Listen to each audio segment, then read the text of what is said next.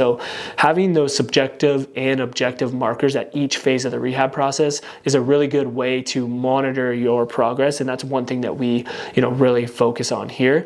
Another one that we use, I can't remember exactly the term, I think it's like it's evading me, like the patient-specific functional scale. So this is like something that you can rate. It'd be like saying, okay, getting up and down from a chair, you would rate that on a scale of 0, I can't do that at all right now, to 10. So what that could look like is you feel really strong in your shoulder. You're feeling like you're getting back to being able to press something overhead. I can do that perfectly, and you rate that maybe a 4, and we use that as like a subjective way to test over time.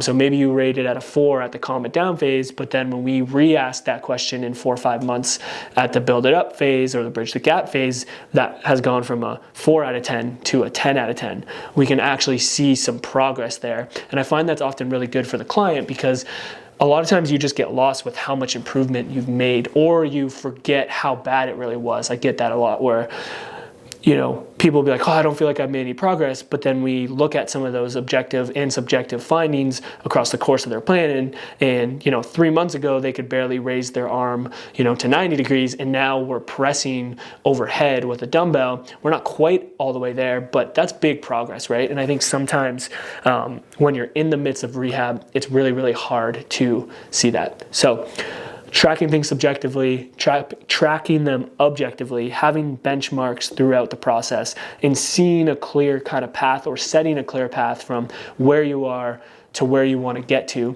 in your rehab journey.